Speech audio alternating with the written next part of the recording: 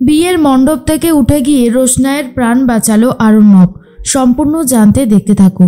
রোশনাইকে অপমান করতে থাকে তনুশ্রী আর বলে, এই যে রোশনাই, শোনো, তোমাকে যেই দায়িত্বটা দিলাম তুমি কিন্তু সেই দায়িত্বটা মন দিয়ে পালন করো। আর তখন রোশনাই বলে, আমাকে যেই দায়িত্বগুলো দেওয়া হয়েছে আমি সেই দায়িত্বগুলো মন থেকেই পালন করছি। অন্যদিকে দেখা যায় গরিমা ফোন করেছে আরণ্যককে আর বলে, কি ব্যাপার আরণ্যক, আজকে আমার বিয়ে, একবারও তো আমাকে উইশ করলে না। আরণ্যক তখন বলে, তাই কই, তুমিও তো আমাকে উইশ করলে না, আজ তো আমারও বিয়ে। এই নিয়ে দুজনার মধ্যে খুবই খুনসুটি হতে থাকে। আর অন্যদিকে ঠিক সেই মুহূর্তেই রোশনাই আসছিল চা নিয়ে। আরণ্যকের সাথে ধাক্কা লাগে আর চাটা মাটিতে পড়ে যায়। এরপরে আরণ্যক বলে, গরিমা, আমি তোমার সাথে একটু বাদে কথা বলছি। আরণ্যক বলে, তুমি দেখে চলতে পারো না? যখনই দেখো আমি কথা বলছি গরিমার সাথে ঠিক তখনই তুমি এইসব নিয়ে চলে আসো। না না, তুমি কি ভেবেছো যে তুমি এইসব কিছু করে যাবে? এটা কিন্তু পুরোপুরি বাড়াবাড়ি হচ্ছে। রোশনাই বলে, স্যারজি, আমি সত্যি বলছি, আমি তো নিজের মতোই আসছিলাম, আপনিই তো খেয়াল করেননি। আরণ্যক বলে, লোকের ভুলটা দেখার জন্য উঠে পড়ে লেগেছ। এই শোনো, আমি না তোমার সাথে আর একটা কথাও বলতে চাই না। তার মধ্যেই চলে এসেছে জাহ্নবী আর বলে, কি করেছো এটা? বিয়ে বাড়িতে সাবধানে কাজ করতে হয়, জানো না সেটা? এই রকমভাবে কেউ কাজ করে? দেখলে এই জায়গাটার কি অবস্থা হলো? আরেকটু হলো তো গরম চাটা বাদশার গায়ে পড়তো, তখন কি হতো? আরণ্যক বলে, ওর কি আর সেই সব দিকে খেয়াল আছে? আমার তো কোনোভাবেই মনে হয় না যে ওর সেই সব দিকে খেয়াল আছে। যদি খেয়াল থাকতো তাহলে ও কখনোই এরকম কাজ করতো না। এর মধ্যেই রোশনাই খুবই কান্নাকাটি করতে থাকে আর বলে, দিন, আপনার যত বেশি আঘাত দেওয়ার দরকার তত বেশি আঘাত দিন, আমার তাতে কিচ্ছু যায় আসে না। আপনি ভালোভাবে গরিমা দিদিকে বিয়ে করুন, আমি সেটাই চাই। এর মধ্যেই আরণ্যক আবারও ফোন ব্যাক করেছে গরিমাকে।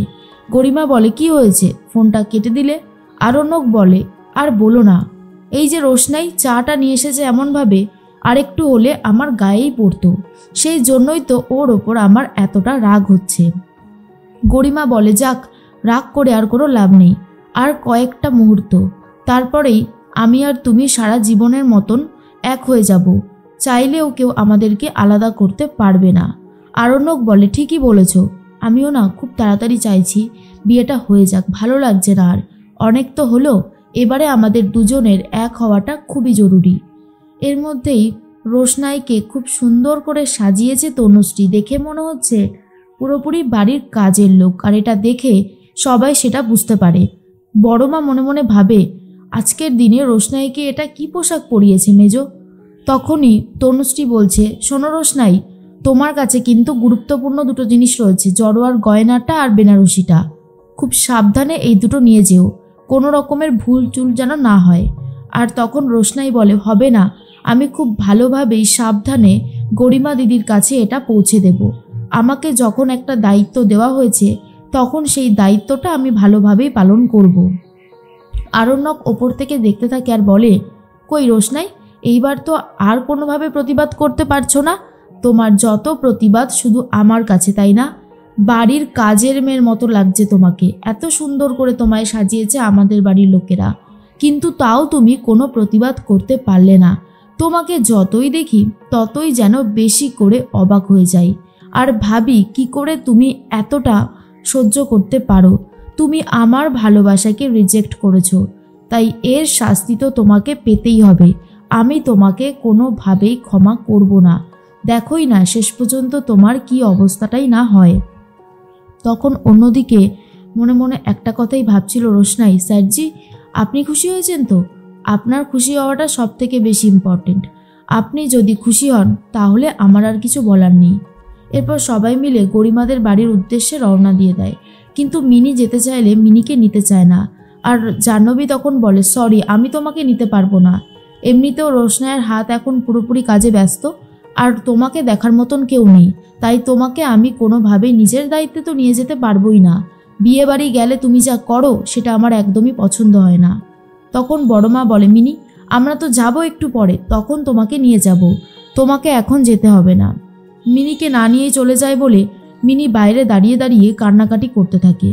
সেখানেই প্যান্ডেলওয়ালা লালন চলে এসেছে আর বলে, কি ব্যাপার, তুমি এখানে দাঁড়িয়ে দাঁড়িয়ে কাঁদছো কেন? মিনি তখন বলে, কি করব, আমাকে তো বিয়ে বাড়ি কেউ নিয়েই গেল না, আমার খুব কষ্ট হচ্ছে তাই কাঁদছি। আর তুমিই বা এখানে এসেছো কেন, তুমি এখান থেকে যাও। তার মধ্যেই লালন তখন বলে, আরে বাবা, আমি তো চলেই যাব, আমি কি এখানে থাকতে এসেছি? তোমাকে কাঁদতে দেখে আমার নিজেরই খুব ভালো লাগলো, সেই জন্যই আমি তোমার কাছে নিজের যেচেই কথা বলতে এলাম। যাই হোক, তুমি এরকমভাবে কান্নাকাটি করো না, তাহলে কিন্তু আমার খারাপ লাগবে। তুমি চকলেট খাবে? নাও চকলেট নাও। মিনি তখন বলে, না, অচেনা কারোর কাছ থেকে খাবার নিতে আমার মা বারণ করেছে। লালন বলে, অচেনা কোথায়, আমি তো তোমাদের বাড়িতেই কাজ করছি, নাও ধরো।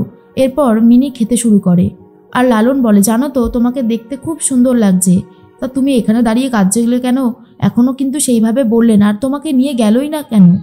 আর ঠিক তখন মিনি বলে, কেন নিয়ে যাবে, আমি তো মুখ্য সূক্ষ্ম মানুষ, বোকা, আমি একটু খেতে ভালোবাসি বলে সবাই আমার সাথে কেমন করে। মিনির এই কথাগুলো শোনার পরে খুব খারাপ লাগছিল লালনের। লালন বলে, ইস, এরকমভাবে কি কেউ বলে? অন্যদিকে গরিমার কাছে পৌঁছে গেছে রোশনাই আর বলে, গরিমা দিদি, নাও ধরো, এগুলো তোমাকে ওই বাড়ি থেকে পাঠিয়েছে। রোশনাই গরিমাকে ভালো করে দেখতে থাকে আর গরিমা তখন বলে, ভালোই সাজিয়ে পাঠিয়েছে রোশনাইকে, পুরোপুরি কাজের মেয়ের মতন লাগছে। তখনই রোশনাই বলে, কী হলো গরিমা দিদি, এটা ধরো। গরিমা তখন বলে, হ্যাঁ ধরছি। সুরঙ্গমা দূর থেকে দাঁড়িয়ে দেখতে থাকে। এরপর গরিমা বলে, রোশনাই এসে গেছো, খুব ভালোই হয়েছে, আমার কপালে একটু চন্দন দিয়ে একটু ডিজাইন করে দাও না, একটু কলকাইকে দাও না, তুমি তো খুব সুন্দর করে পারো। রোশনাই বলে, আমি করে দেব, তোমার পছন্দ হবে তো? গরিমা তখন বলে, হ্যাঁ, পছন্দ হবে না কেন, নিশ্চয়ই পছন্দ হবে, করো করো, তুমি পারবে করতে। এর মধ্যেই রোশনাই খুব সুন্দরভাবে কাজটা করে দিতে থাকলে তখনই সুরঙ্গমা এসে বলে, চিন্তা করো না রোশনাই, পার্লারের মেয়েদেরকে তো ডেকেছি, তাদেরকে একটা পারিশ্রমিক দেব, আর এর সাথে সাথে তোমাকেও একটা পারিশ্রমিক দেওয়া হবে, তুমি একদম চিন্তা করো না। তখনই রোশনাই বলে, মাসি, এসব তুমি কি বলছো, আমি পারিশ্রমিক নেব? এরপরেই সুরঙ্গমা বলে, কেন নেবে না, অবশ্যই নেওয়াটা দরকার, কারণ তুমি তো এটা কাজই করছো, তাই না, তাই তোমাকে পারিশ্রমিক নিতেই হবে। গরিমা ভাবে, বেশ হয়েছে, এবার দেখো কেমন লাগে, প্রত্যেকটা মুহূর্তে তুমি আমাকে অনেক কষ্ট দিয়েছো, আমাকে অনেক জ্বালিয়েছো, আর তোমাকে আমি ছাড়বো না। আর একবার আরণ্যকের সাথে আমার বিয়েটা পার্মানেন্টলি হতে দাও, তারপর দেখো তোমার অবস্থা আমি কি করি। এরপর সবাই মিলে তো চলে এসেছে, আরণ্যকও চলে এসেছে, বিয়ের কাজ শুরু হয়ে গেছে। ঠিক সেই মুহূর্তেই সুরঙ্গমা ভাবে রোশনাইকে শেষ করে দেবে। তার জন্য সুরঙ্গমা ইচ্ছে করে প্রদীপটা উল্টে দেয়, আর রোশনাইয়ের শাড়ির আঁচলে আগুন লেগে যাওয়ায় রোশনাই বাঁচার জন্য ছটফট করতে থাকে। আরণ্যক বিয়ে ভেঙে দিয়ে একেবারে চলে এসেছে রোশনাইকে বাঁচাতে। আর এটা দেখার পর তো অবাক হয়ে গেছে গরিমা নিজেই।